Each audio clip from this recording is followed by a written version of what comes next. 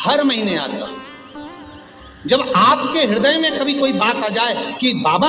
आज मेरा मन ये कह रहा है और आपको सुनना है बाबा, आपको स्वीकारना है बाबा, आपको मेरे मन की बात जानना है बाबा, बस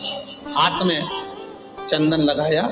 बेलपत्री का भाग इस तरह से पकड़कर शिव जी से अपने हृदय की बात कहकर, मेरे देवाधिदेव महादेव से दिल से कहकर, अशोक सुंदरी वाली जो जगह होती है, आपको बताया है अशोक सुंदरी का जो स्थान होता है, ये शिवलिंग या अशोक सुंदरी की जगह, इस बेलपत्र को अशोक सुंदरी वाली जगह पर जहाँ शिवलिंग है, शिवलिंग की साइड पर पहले नंबर की पत्ती का मुख होना चाहिए, बस उसको रख दीजिए और उस पर थोड़ी देर हाथ रखकर अपने हृदय की बात मेरे महादेव को दिल से कहकर आ जाइए। अगली सोमवार की अष्टमी या अगला प्रदोष या अगली शिवरात्रि जब आती है, मेरा महादेव आपकी मनोकामना का भाव पूर्ण करता है। ये शिव तत्व है। एक बात अपने जीवन में उतार कर रखिएगा, सोमवार की अष्टमी, शिवरात्रि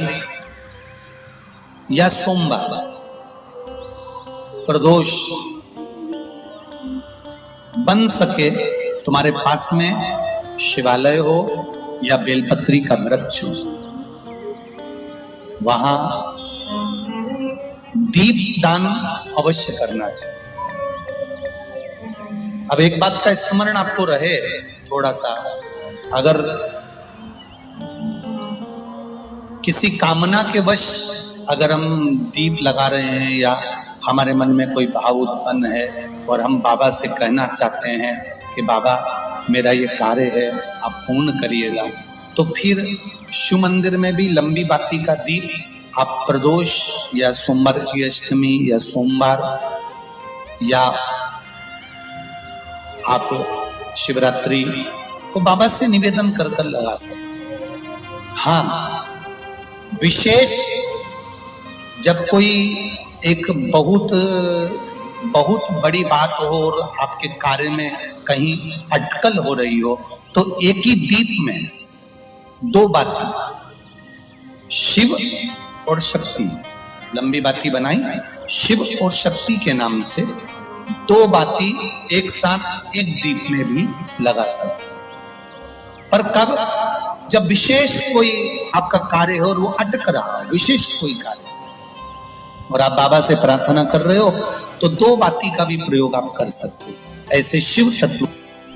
शंकर भगवान को धतूरा कब चढ़ाना चाहिए उसका विशेष ध्यान रखें। जैसे शिवरात्रि है, प्रदोष है, या सोमवार है, या कोई विशेष आपका उत्सव है, तो आप शिव जी को धतूरा चढ़ा सकते हैं। या विशेष कोई बीमारी ऐसी लग गई है या विशेष कोई तकलीफ ऐसी हो गई है जिसका निवारण नहीं हो रहा, तो आप धतूरा चढ़ा सकते। धतूरा चढ़ाने का भी एक क्रम है। हल्दी में भिगोकर धतूरा चढ़ाया जाता है लक्ष्मी के लिए। चंदन में भिगोकर धतूरा चढ़ाया जाता है आयु की वृद्धि के लिए। अबीर एक सफेद कलर का बॉर्डर होता है, अबीर, गुलाल जो होती है, गुलाल में अबीर डलता है, चमकदार, आपने देखा होगा अबीर। तो अबीर में धतूरा जो डुबो कर चढ़ाया जाता है, अबीर को लगाकर चढ़ाया जाता है, वो रोग मुक्ति का काय के लिए होता है, वो रोग मुक्ति, रोग की मुक्ति। धतूरे का भी एक स्मरण होता है महाराज, बहुत भारी रोग है, बीमारी लग गई है, डॉक्टर अपना काम कर रहे हैं, घर का व्यक्ति बहुत बीमार हालत में पड़ा हुआ है, तो बेलपत्री के वृक्ष के नीचे भी शिवलिंग का निर्माण कर एक धतूरा समर्पित करा जाता है, जिससे रोग से मुक्ति होती है। उसमें ना तो हल्दी लगाई जाती है, ना चंदन लगाया जाता है, ना अबीर लगाया जाता है, केवल धतूरा चढ़ाया। जिसके जीवन में हमेशा कांटे ही मिले हैं, बेटी बड़ी हुई तो घर में मायके में दुख देखा, और मायके से गई ससुराल में तो ससुराल में दुख देखा, ससुराल में भी दुख देखने के बाद में भी पति को बहुत कुछ काम खुलवाया, बहुत धंधे खुलवाए, नौकरी लगवाई, पर वो पति बार बार छोड़ कर आ गया, बार बार तकलीफ भोग रहा है, बार बार कष्ट भोग रहा है। फिर थोड़े दिन काम करता है, थोड़े दिन छूट जाता है, फिर व्यापार में बढ़ता है, फिर छूट जाता है, फिर कोई दुकान खुल गई, थोड़े दिन अच्छी चली, फिर वापस वहीं घर पर आकर बैठ गया। अर्थात उसके जीवन में वो शूलता चल रही है। तो बाबा देवाधिदेव महादेव कहते हैं ये 3 घड़ी, 3 पल, 3 नक्षत्र, 3 समय, 3 दिन में जो शूल मुझे समर्पित करता है उसके जीवन से मैं शूल हटा देता।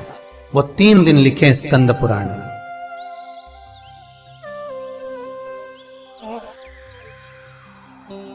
महाराज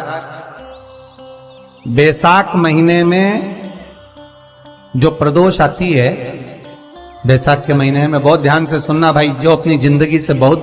तंग आ गए हो, परेशान हो गए हो, कष्टमय जीवन जी रहे हो, बहुत दुखी हो गए हो, उनके लिए ये स्कंद पुराण का चरित्र फिर मिले ना मिले, आप प्रेम से सुनिए भाव से। पहला,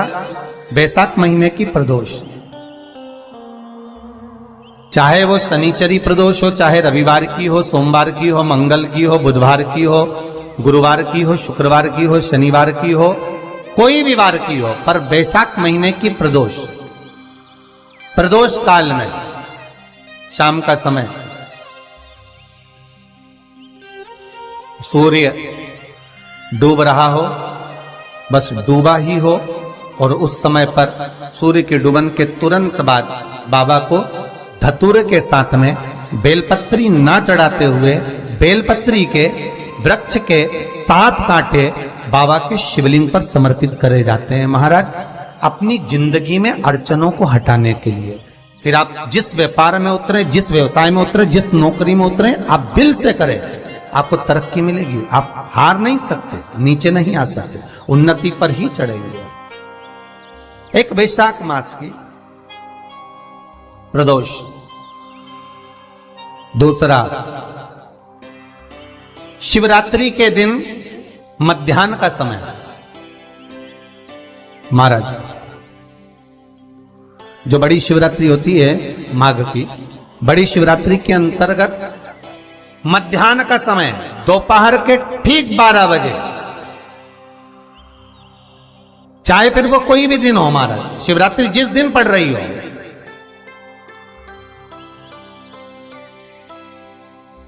उस दिन भी धतूरे के साथ बाबा को 7 कांटे बेलपत्री के वृक्ष के समर्पित होते हैं महाराज। इसमें आप ये वाले जो कांटे हैं जो शिवरात्रि के दोपहर 12 बजे वाले हैं, अगर कोई मदिरा पीने वाला हो, व्यसन में डूबने वाला हो, कोई जुआ खेलने वाला हो, कोई गलत वैश्यावृत्ति करने वाला, या अपने मार्ग से विचलित कोई व्यक्ति है, उसके लिए भी ये कांटे बहुत काम आते हैं महाराज।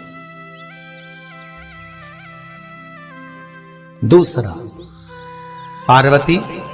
तेरे द्वारा तेरे नयन अश्रु से जो प्रगटा हुआ बेल का वृक्ष है, द्वितीय शूल मैं वहां धारण करता, तृतीय शूल, तीसरा शूल जो वर्णन करा गया महाराज, भगवान श्रावण के महीने में जो भी दूसरा सोमवार पड़े, जो भी पड़े, श्रावण के महीने का जो दूसरा सोमवार होता है, उस दूसरे सोमवार में रात्रि के समय पर, अर्थात शास्त्र अब घड़ी और पल का स्मरण करेंगे तो रात्रि के बजेंगे 10 से 12 बजे महाराज, 10 से 12 के बीच में धतूरे के साथ बाबा को शूल समर्पित होता है महाराज। ये भी हमारी बाधाओं को, हमारी तकलीफों को, व्यापार व्यवसाय के लिए, नौकरी सर्विस के लिए, बहुत सारे एग्जाम में आप बैठ लिए, गवर्नमेंट एग्जाम के लिए बैठ लिए, नहीं हो रहा, ये 3 बार मेरे शंकर को बेलपत्री के वृक्ष के शूल समर्पित होते हैं, उसका आनंद पाना और उससे अपने को सुख प्राप्त करना।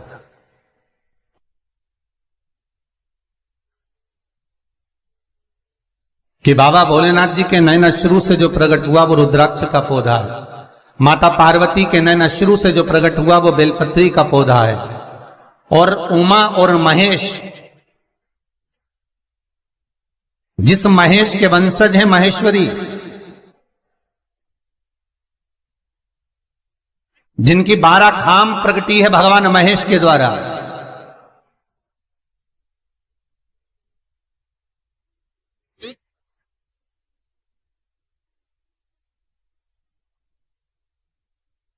वो महेश और उमा,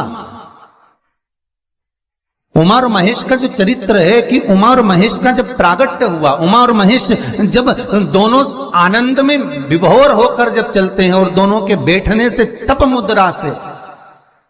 जो पौधा उत्पन्न होता है वो शमी का पौधा है।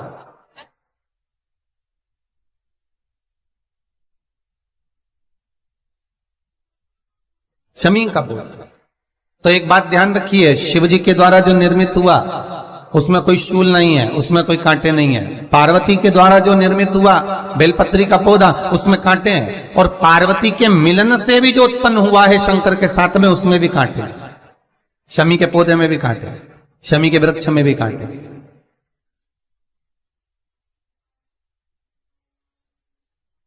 तो पार्वती जी स्कंद पुराण में एक प्रश्न कर रही हैं भोलेनाथ जी से कि प्रभु मुझे ये बताओ कि आपके द्वारा जो निर्मित हुआ उसमें शूलता नहीं है, पर मेरे द्वारा जो निर्मित हुआ उसमें शूल क्यों आया है, उसमें कांटा क्यों आया है? थोड़ा सा माताओं, मेरी जीजियों,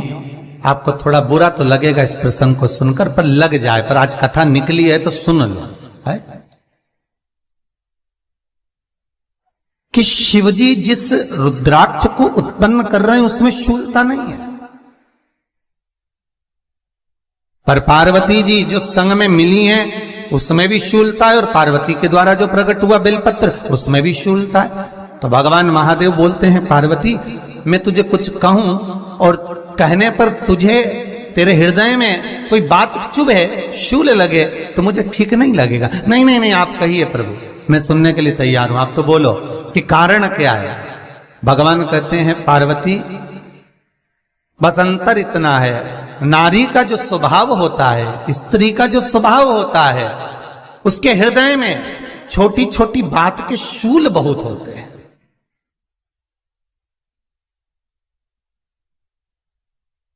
जेठानी ने ये कह दिया, देवरानी ने ये कह दिया, तुम्हारी मम्मी ये बोल दी, तुम्हारे पापा ने ये कह दिया, तुम्हारी बहनों ने ये कह दिया, तुम्हारे भाई ने ये कह दिया, तुम्हारे रिश्तेदार ने ये बोल दिया। ये नारी के भीतर ये शूलता रहती है।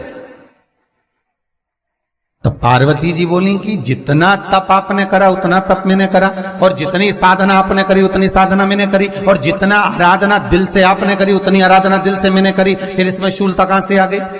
भगवान शिव बोले, बस पार्वती बात इतनी सी है कि जब मैं आराधना करने बैठता हूं तो मेरी दृष्टि में सम्मुख में कुछ नहीं होता। जब मैं आराधना करने बैठता हूं तो मेरी दृष्टि में मेरे सम्मुख में कुछ नहीं होता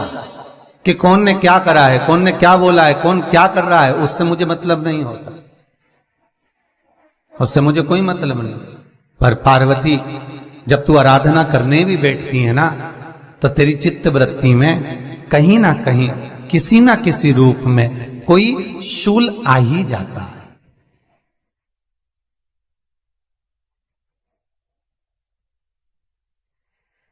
कई माताओं की आदत देखी साहब,